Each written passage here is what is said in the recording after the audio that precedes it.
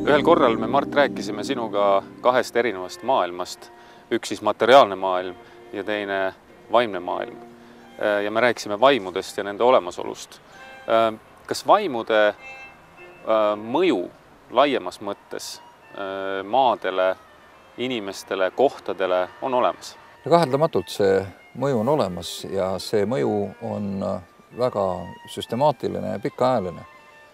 Vaimolendid on esiteks olemas palju kauem kui meie inimesed oleme olemas olnud.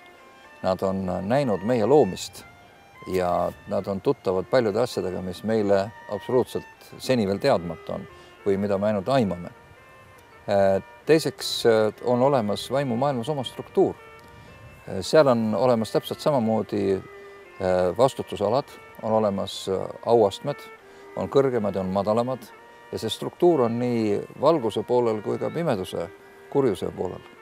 Ja on olemas ka regionaalne jaotus. Ja seda ütleb meile piibel, et nad on jaotatud regionaalselt. Et on teatud vaimud, kes vastutavad teatud alade eest. Ja nad avaldavad seal mõju ja üritavad neid alasid oma kontrolli all hoida. Ja seda kontrolli üritatakse ka teiste vastaspoole käest ära võtta, vastaspoole tegevust takistada. Nii et see on väga sarnane mingil määral meie maailmale, mida meie nagu inimestena tunneme. Et need struktuurid on olemas ja mõju on süstemaatiline, pikaajaline ja väga sihikindel.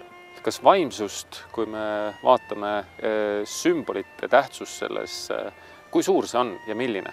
Sümbolid etendavad väga suurt rolli nii vaimude, vaimolendite, vaimsete struktuuride kui ka nende nagu edastatava ja esindatava nagu ideoloogia ja maailma nägemuse ja nagu ka agenda suhtes üldse. Kuidas on esemetega, vaimsust kajastavate, kandvate esemetega? Vaimsed asjad ei ole ilma energeetilise mõjuta. See kõlab natukene nagu mingisuguse ekstrasensi jutt, aga need asjad on lihtsalt olemas. Jumal on nad niimoodi loonud. Ja vaimsed ja materiaalsed objektid on võimelised endasse salvestama erinevaid asju. No võtame lihtsa asja. Püha vaim oli väga tugevalt apostlite peal. Ja selle mõju väljendus niimoodi, et Pauluse pealt võeti higirätikud ja pandi haigete peale, need said terveks ja kurjad vaimud läksid välja. Ja sama on tuntud igasuguste pühakute säilmetega ja igasuguste muude asjadega. Need on reaalselt toimivad asjad. Et see ei ole lihtsalt ainult muinasjutud. Et loomulikult selles kõiges on ka üksjagu nagu võltsinguid ja igasugust valetamist ja jukerdusi, aga see ei tähenda, et päris asja olemas ei oleks. Ja nii, et nii nagu need materiaalsed objektid võivad salvestada endasse positiivseid asju, nad võivad ka onda negatiivsete asjadega endaks. Nii et selles mõttes meil tuleks hoolega vaadata, kellelt me võtame vastu asju ja mida nad endaga kaasa toovad. Me peame õppima nagu valima neid asju ja eriti, kui me oleme turismireisidel näiteks kuskil, siis igasugused amulette, maske, kujusid, ma ei oska öelda, neid ei maksa nagu valimatult koju tuua ja eriti ei maksa oma kodu üle kuhjata erinevate religioonide, kultuste, asjade, sümbolitega, sest me ei tea, mida nad esindavad. Väga sageli inimesed neil ei ole õrna aimu, mida nad toovad. Nad toovad näiteks Aafrikast mingi nõiamaski endale. Ja siis imestavad, et neil hakkavad väga imelikud asjad kodus juhtuma. Nad ei saa aru, mis asi see on. Ja enamasti, mida teeb üks materialistlik inimene, ta läheb psühhiaatri juurde. Ja see kirjutab talle tableti, ütleb, sa kuuled hääli ja näed asju, tähendab, sul on kruvid lahti. Tegelikult tema kruvid ei pruugi üldse lahti olla. Võib-olla on hoopis mingid muud asjad toimuvad. Nii et näiteks Itaalias on sellele pihta saadud ja neid asju ei jäeta enam omavahel segi. Et nii preestrid kui ka psühhiaatrid ja psühholoogid töötavad käsi käes ja iga nagu erineva klassi nähtused on oma õiges kastis. Meil ei ole siiamaani veel nii kaugele jõutud. Me oleme nüüd esemetest rääkinud, aga on veel raamatud. Me teame, et piibliraamat kannab väga selget vaimu ja me teame teda püha vaimu nime all, aga on teised raamatud, paljud raamatud, mis kannavad ka vaimsust. Raamatud ja üldse igasugused infokandjad. Raamatud rohkem, sellepärast nad on vanemad, juba iidsest ajast on need olemas. Aga ka kaasaegsed infokandjad omavad täiesti konkreetselt täpselt samasugust mõju. Aga selle infoga on seoses üks asi, mida me oleme ka varem rõhutanud, et igasugune info ei ole ohutu. Et kui tutvuda vaimuliku ja vaimse infoga, et see avab nendele asjadele, millest see info räägib, teatud määral sissepääsu inimese ellu. Ja selle tõttu selle info teadmine ei ole ka täitsa ohutu, see ei ole ainult füüsiline või informatiivne osa, sellel on ka igal juhul mingisugune muu mõju. Ja selle tõttu need raamatud tuleb ära eemaldada oma elust, mis ei ole kandmas seda vaba niisugust õiget vaimu. Ja ma tean, et vaimudega on niimoodi, et nad ei lepi omavahel kokku, nad ei ole omavahel rahulikku koos eksisteerimist nagu harrastavad, neil on sõda. Et kas on, ja tugevam võidab, kas on üks peal või on teine peal. Et niisugust asja, et davайте žit družno, et elame siin nüüd niimoodi sõbralikult koos, et natukene mina ja natuke sina, niisugust asja üldiselt ei ole. Ja Jumal ei talu ka enda kõrval teisi. Ja talle ei kõlba ka tema eluasemeks mitte mingi muu koht, kui ainult see koht, kus kurat elas. Et ta võtab selle alusteni maha ja teeb oma eluaseme sinna. No üsna selge on veel see, et kõik need vaimsused ja vaimud, kellest meil täna jutt on olnud, mõjutavad inimest. Ja kaheldamatult inimese ja vaimude seos on väga tihe, seepärast et inimene ise ongi vaimolend. Inimene on ju olend, kes on ühtlasi vaimumaailmas võimeline tegutsema ja ühtlasi ka füüsilises maailmas võimeline tegutsema, nii et ta nagu kahes reaalsuses samaaegselt. Niimoodi, et sa teed füüsiliselt midagi ja selles ei ole vaimulikku mõju, niisugust asja ei ole olemas. Nagu ei ole ka olemas seda, et sa teed vaimse akti ja see ei tähenda mitte midagi füüsiliselt. Et sellel alati on tagajärjed. Ehkki kui need tagajärjed ei tule kohe, siis ei tähenda, et nad jäävad üldse tulemata. Ja teine on see, et vaimude ülesandeks ja nende peamiseks objektiiviks või eesmärgiks ongi nagu inimese kättesaamine, endale allutamine. Miks? Sellepärast, et inimene on see olend, kellel on antud valitsus siin. Jumal ütleb loomise alguses, et tehkem inimene meie sarnaseks ja andkem talle valitsus. See on nüüd nii sügav ütlemine, et see sisaldab tohutult palju, selle üle tasub tegelikult mõelda. Ja see on ka põhjus, miks vaimud üritavad inimese enda kontrolli alla saada. Seepärast, et inimesel on meelevald siin asju korraldada ja muuta. Kui vaim saab nüüd inimese kätte, siis tavaliselt, ütleme, kurjem pool alustab sellest, et ta lubab inimesele midagi. Ta esiteks esitleb ennast kellelegi, kellel on inimesele midagi väga palju anda, meelitab, ütleb, ma olen su teejuht või ma olen sulle see õpetaja või ma olen sinu, ma ei tea, mis iganes guru või eks ole. Ja siis inimene hakkab sööma seda, aga ta ei pane tähele, et tegelikult tema üle võetakse rohkem ja rohkem meelevalda. Et see vaim tegelikult osutab teda rohkem nagu valitsevat. Ja enne kui ta aru saab, tegelikult on juhtunud selline asi, et mingil hetkel see võim läheb nagu üle. Ja siis enam inimeselt ei küsita, mida tema arvab, vaid vaim ütleb talle, nüüd on nii. Ja inimene ei saa enam nagu asjale pihta. Ja väga tihti juhtub ka niimoodi, et see üks vaim toob endaga kaasa veel teisi. Ja nagu on teada, et ühe inimese sees võib ühe korraga olla isegi tuhandeid ja sadu vaime. Et see, sellisel juhul selle inimese teod, tema kõne ja tema suhtlemine on juba täiesti mitte inimlik enam. Aga sellel on ka üleloomulik mõju. See on märk sellest, et üsna tugevad vaimsed jõud on asjaga kaasas. Ja inimene võib jääda nende kätte nii lõksu, et ta nagu muutub nagu märatseva hullutaoliseks, et tal ei ole enam, tema tahe alistatakse ja ta ei suuda enam vastu panna. Nüüd Jumala vaim, püha vaim ei tee inimesega kunagi nii. Aga enne kui me räägime Jumala vaimust, siis me peame ühte asja ütlema, et inimene on loodud selleks, et kanda vaimu endas. Piibel nimetab inimest astjaks. Et inimene on selline, et ta on nagu tühi pudel ja ta on loodud kandma Jumala püha vaimu eneses. Sellepärast, et inimene on loodud valitsema. Ta on loodud Jumala sarnaseks ja Jumal on tahtnud, et inimesel on tema tarkus, tal on tema vaim, tema teadmised, tema tunnetus ja tema vägi. Ja inimene on nagu nii-öelda asevalitseja. Ta ei ole mitte mingisugune mikrojumal, eks ole, kes teeb, mida tahab, vaid ta täidab oma isa tahet, nii nagu Kristus tuli siia ja täitis oma isa tahet, mida ta tegi. Ta esindas valgust ja ta hävitas seda, mis on pime. Eks ole, ta seisis tõe eest. Ja sama asi on ka nagu meiega.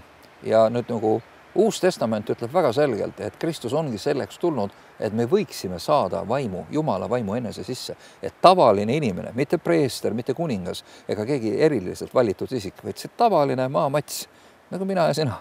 Et me võiksime saada Jumala vaimu enesesse ja olla selle vaimu kandjad. Aga Jumala vaim on džentelmen. Tema tuleb siis, kui sa kutsud teda.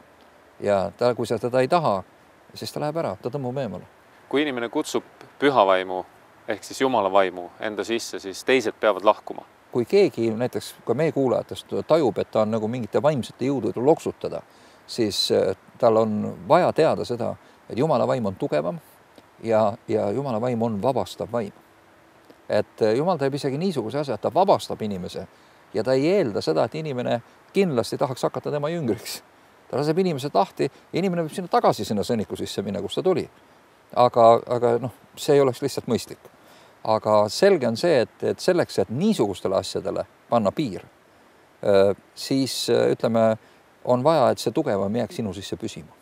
Sest muidu tulevad need eelmised tagasi, võtavad veel suuremad kapid kaasa, nagu kiri ütleb, et kui kuri vaim on läinud välja, Jeesus rääkis, eks ole sellest, ütles, et ta võtab 7 korda hullemad endaga kaasa, selle inimese viimane lugu läheb halvemaks kui esimene. Et selles mõttes nende asjadega mängida ei saa, see on väga, väga tõsised asjad. Et ka on see, et kui kurjad vaimud on inimese sees või teda tugevalt rünnanud, selle pikaajaline mõju võib tekitada inimesele reaalse psüühilise kahjustuse. Ja seda peab siis nüüd juba psühhiaater või psühholoog ravima või mõlemad korraga. Et need ei ole nagu ka tagajärgedeta asjad. See ei pea olema nii, aga see enamasti tahab niimoodi olla. Nii et, kuidas öelda, siit me näeme juba loomusest ära. Kurjad vaimud tulevad pettusega sisse ja siis osutuvad haaravat võimu. Siis kui nad on võimupositsiooni enda kätte saanud, siis nad löövad jalaga ukse maha, tulevad sisse ja sinul ei ole enam midagi öelda, eks ole. Jumalaga on niimoodi, tema ei tule ise sisse. Teda peab paluma, teda peab kutsuma ja kui sa teda enam ei taha, ta läheb ära. Et see on nagu täiesti teine loomus. Ja näiteks üks asi, miks mina otsustasin järgida Jumalat ja miks ma oma elu kõhklustati andsin tema meelevalda, sellepärast, et ta on mind alati aidanud. Ta on mulle alati tõtt rääkinud. Ka siis, kui see on mulle väga ebameeldiv tõde olnud, aga ta on mind alati päästnud, ta on alati õnnistanud, ta on alati andnud väljapääsu ja ta on alati osutunud džentelmeniks. Mitte keegi teine, ükski olend ei ole kunagi nii hästi minu suhtes käitunud. Selles mõttes, aga vaim olendite suhtes peab teadma ka seda, et kui inimesel on tõsine kontakt vaimolendiga, kas on hea või kuri, siis inimesele tekib laiem reaalsuse taju. Et tema reaalsuse taju ja tema mõistmine, tema arusaamine asjadest muutub täiesti suurel määral. See on nagu keegi tõmbaks suurema zoom'i sisse täiesti. Ja sa tead, mida inimesed mõtlevad, sa tead, kes inimesed on, sa tead nende minevikku, sa võid näha seda minevikku, et see ärgu üllatagu inimesi, et kui keegi näiteks loeb nende nagu mõtteid ja loeb nende minevikku täiesti nagu avatud raamatust, asju, mida ta ei saa teada, mida keegi ei tea. Et see näitab ainult seda, et vaim on asja juures, siin on tegemist mingi vaimuga. Et see ei ole nii eriline inimene, vaid see on hoiatussignaal. Vilkuru tööle, siin on vaim, mingi vaim on siin. Et kes see on ja mis ta tahab. Nüüd kurja vaimu tunneb ka sageli ära sellest, et nendega käib kaasas väga jälk lõhn. Väga jälgid haisud või lõhnad käivad kaasas. Või siis selline inimesel on tohutu hirmusööst enne ja ta ei saa aru, kust see tuleb, nagu näiliselt midagi ei ole. Ta on mingi koha peale, ta tahaks kohe jalga lasta. Ma ütleks, et kui sellised kogemused on, siis tuleb seda instinkti kuulata, sealt tuleb kaduda. On olemas kohad, kust on vaja kiiresti kaduda, sellepärast, et järgneb kohtumine, mis võib lõppeda nii halvasti, et edasi võib-olla ei olegi enam midagi head. Et on niisugused mitte ratsionaalsed asjad. Ma ei ütle seda, et iga hirmusööst oleks nüüd eelmäng mingile kurjale asjale, eks ole. Sel juhul me oleksime kõik paanikahullud, eks ole. Ja on olemas ka psüühikas niisugune asi nagu paanikahäire, et see ei ole tingimata kuri vaim veel. Aga väga palju kurjade vaimude aktiivsust pannakse täna paanikahäirena kirja, see on küll tõsi. Nii et neid saab ära tunda nende jutust, nende lõhnast, nende sümboolikast, nende nimedest ja nende valedest. Nende valed on stereotüüpsed. See, mida nad inimestele, nagu see savi, mida nad müüvad inimestele, see on stereotüüpne, see on aastatuhandeid seesama. Nad lubavad võimu, nad lubavad edu, nad lubavad võimu teiste üle, nad lubavad kiirteed rikkusele ja mõjule ja kõigele sellele, eks ole. Ja tulemus on see, et need on ikkagi puurahad. Eesti rahva jutudki ütlevad, kui sa kuradiga kaupa teed, siis see kulda täis kirst, sinu lapsed leiavad, see on lepalehti täis. Et see ei ole kulda täis, see on illusioon, aga sa kaotad hinge selle pärast. Et see ei ole, see on puurahadega kauplemine, et see ei ole kunagi hea. Isegi saatana nimi Eesti rahva kultuuris on ju vana tühi. Tühi, ei ole midagi. Tühine, pole kedagi, asja ei ole. Et Jumal selles mõttes on eristatav väga selgelt, see, mida ta ütleb, see täpselt nii on. Ja see on niimoodi täna, kui ta ütleb, see on homme niimoodi, see on 1000 aasta pärast samamoodi. See ei muutu. Et tema sõna on usaldatav, selle peale võib minna. Ja sellepärast on Jumala sõnaga ankruks. Ja Jumala vaim samamoodi, mis on tõsi siin elus, see on tõsi surmas ja ta on tõsi pärast surma. Et see on täpselt seesama ja ta ei muutu. Et see on niisugune nagu, kuidas ma ütlen, vahe tegemise nagu võib-olla nagu mudel, kuidas saab asjadest nagu nagu aru saada. Aga see, et inimene on loodud vaimu endast kandma, see on tõsi. Ja sellepärast, kui Jumala vaim ei ole inimeses, siis seda tühjust üritatakse täita siis naudingutega, kaifidega, saavutuste ja kõigi muude asjadega ja lõbustuste ja kõige sellega. Aga need ei kanna. Sest vaim on näljas ja sellepärast Jeesus ütles väga selgesti, kui saatan teda kiusast, ütles, et inimene ei ela üksnes leivast, vaid igast sõnast, mis lähtub Jumala suust ja see toidab meie vaimu. See on see, et nagu kodu kõlab kuskilt. See on see, et kodu hääl, ema hääl, isa hääl tuleb kuskilt ja annab meile juhendeid või juhtnööre. Nii et ma soovitan küll, et kui inimestel on vaimsete asjadega probleeme, hakake paluma Jumalalt armu, abi ja ta suunaks teie elu inimesed, kes oskavad teid aidata. Et see on väga tähtis. Aga vaimud omavad agendat, neil on konkreetsed sümbolid, mida nad kasutavad, neil on konkreetsed nimed, neil on oma konkreetne ajalugu, see on võimalik välja selgitada, kus nad on, kes nad on, mis nad on teinud või kust nad pärit on. Ühesõnaga, nad esindavad erinevaid asju. Et inimene võib tunda väga tugevat, ma ei tea, näiteks soovi kedagi mõrvata. Olemas selline tapja vaim. Näiteks võitluskunstide harrastatel on sageli selle vaimuga pistmist. Et teatud osast alates on füüsiline oskus, ütleme, muutub sekundaarseks, aga sinna lisandub üks vaimne meelevald. Ja inimesed, kellel see on, eks ole, nad ei saa sageli aru, et see niimoodi on. Aga kui nad tulevad Jumala juurde, siis nad leiavad, et sellel hakkab kitsas ja see peab ära minema. Ja samamoodi on olemas himuvaim. Ja inimesed metsikult leiavad, et nad himustavad kas mingisuguseid raha, võimu või näiteks seksuaalseid asju või mingid muid. See on niisugune tohutu nagu lakkamatu nagu sund. Ja kui inimene on niisuguse sunni käes, siis võib öelda, et ta on nagu orjapidaja käes. Ta ei taha seda enam, tal on ammu sellest, et siit saadik aga ta välja ka ei saa. Ja siis ta on sunnitud tegema seda, mida ta ammu vihkab ise. Ja see on tunne või see on kindel tunnus sellest, et ta on nagu orjastatud. Ja võt siin nüüd on vaja Jumalat. On vaja tugevamat, kes tuleks, lööks selle välja ja laseks inimese lahti. Et seda teeb Jumal kõigiga ja see on ka põhjus, miks me teda teenime.